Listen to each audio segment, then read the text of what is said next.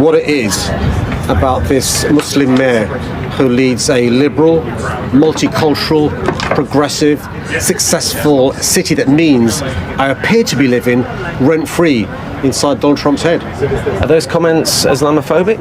Listen, when people say things, when people act in a certain way, when people behave in a certain way, you've got to believe them. So you're saying he is Islamophobic? I think President Trump has shown he is racist, he is sexist, he is misogynistic, and he's Islamophobic. And he called you a terrible mayor as well. Are you a terrible mayor? Well, listen, I'm just thankful that we have record numbers of Americans coming to London. Since records began, there's never been a period where more Americans have come to London. There must be a reason for that. You look at a number of different criteria. We're often the number one city in the globe when it comes to culture, when it comes to foreign direct investment, when it comes to sports, when it comes to the ability for people to fulfill their potential. I'm really proud that we are the greatest city in the world. Long may that continue.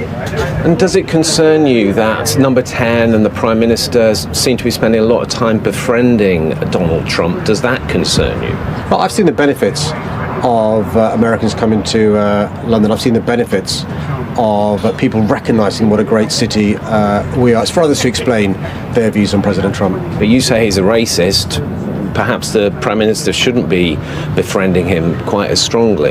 But one of the things about having a special relationship, it's akin to having a best friend. I think when you have a best friend, you should expect more from them. It's very different to an acquaintance or somebody who's just, a distant friend. I think one of the advantages of having a special relationship with the USA is obviously when it comes to trade, when it comes to military alliances, when it comes to other areas where we work close together. But it should also mean you've got the confidence to call them out when they're wrong. I think President Trump is wrong in many, many ways. In one of the most heated exchanges yet between City Hall and Donald Trump, London Mayor Sadiq Khan launched a fierce attack on the former US president, defending his record and the capital's global standing. Khan called Trump racist, sexist, and Islamophobic, insisting that London has become a top destination for Americans seeking progressive and inclusive leadership. Khan's remarks came in response to Trump's latest claim that London has been ruined under his leadership, a familiar line the former president has repeated since their high-profile feud began during Trump's first term in the White House. This time, however, Khan turned the argument around. He said Americans are coming to London not because they reject the city, but because they prefer it, because they want leadership that celebrates diversity rather than demonizes it. The Khan-Trump rivalry has simmered for years. The London mayor has openly denounced Trump's travel bans, his fiery rhetoric on immigration, and his personal insults against political opponents. Trump, in return, has repeatedly called Khan a disaster and accused him of failing to keep London safe. Each exchange has only deepened the divide between two men who represent opposite visions of leadership and national identity. Khan's latest comments go beyond a counterpunch. They frame London as a global city standing against populism and division. By pointing to Americans moving to London as proof of the city's pull, he positioned himself not just as a local mayor, but as an international voice in the wider fight over values. Openness versus exclusion, pluralism versus polarization. Whether Khan's words carry weight beyond Britain remains uncertain. Trump's base is unlikely to be persuaded, and many conservatives in the UK accuse Khan of grandstanding, instead of tackling London's local problems. Still, the mayor's blunt attack on Trump is a reminder that the battle lines of global politics often stretch across national borders. Now, Chopper, we could make a whole podcast just on that speech yesterday. There was so much in it, so many different sources of offence to European leaders. What do you think will European leaders, the UN, will take away from his outburst? I think the biggest thing is probably saying shoot down Russian jets. That matters, and that suggests US support for any military action. Of course, the incursion in Estonia airspace for a few seconds last week is a warning to Putin, and they even met Volodymyr Zelensky on the sidelines of the UN General Assembly in New York. Clearly that went very well, and it looks like Trump's coming around to a position where Europe is, and that's a good thing. That's a dramatic change. That is a big deal. deal. He spoke to Zelensky in the Oval Office. Yeah. Was it February this year? He's come round to the position where we all are, I think, as a country, supporting Ukraine as best we can on national footing. The attack on Sadiq Khan, I mean, this goes back to the Trump blimp back in 2017 when he came then. I mean, it's a bit of handbags. It's a no-cost row. It's not going to damage a special relationship. Very entertaining. He's the most senior elected Labour politician outside of the government. He won't damage Keir Starmer. West Streeting's piled in saying Sadiq Khan is not trying to impose Sharia law in London, in case we've got any doubt of that. Rosina Allen Khan calling for Warren Stevens, the US ambassador, to be called to account. And earlier, Pat McFadden, who of course the old warhorse now in charge of work and pensions, he told us this. London, our capital city, is a great place. It's known around the world.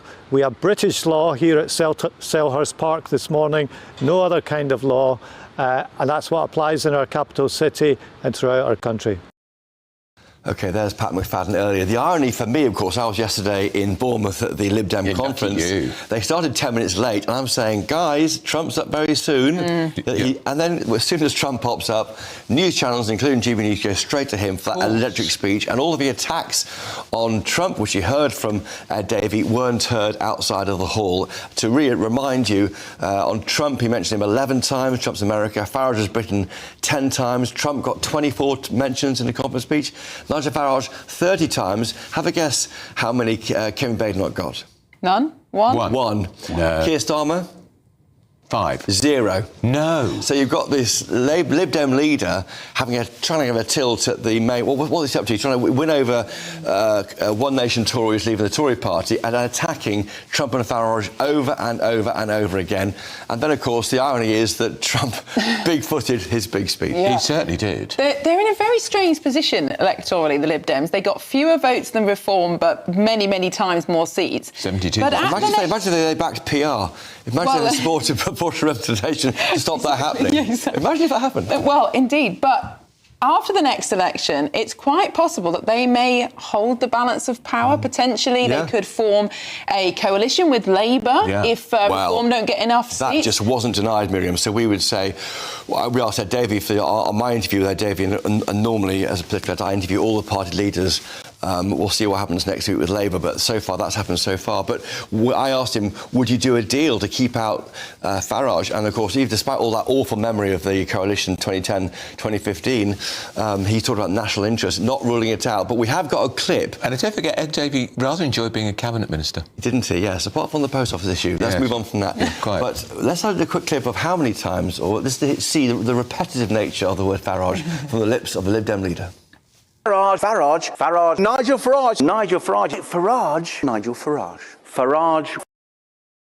That is just a clip, a small amount of Farage's emerging from the lips again and again how Nigel Farage is dominating and setting the political agenda. Living rent-free in their brains. Absolutely. With 5 MPs. And also, the left love to claim that the right are always fear-mongering. But that was pure fear-mongering. The kind of allegations he made about a Reform government, there are plenty of things that surely he can criticise them on, but the things that he chose to claim, that they would reform gun laws, that are just completely baseless. Talking about that we would have American-style school massacres here if Nigel Farage is Prime Minister. And saying that, because of Farage, schools will have to practice lockdown drills. They already do that. They've been doing that for years. Does he not know that? So he said, don't let Trump's America become Farage's Britain. They want gun laws rolled back so schools have to teach our children what to do in a case of mass shooting. But they do this already, every Reform year. say that's not the intention of the policy.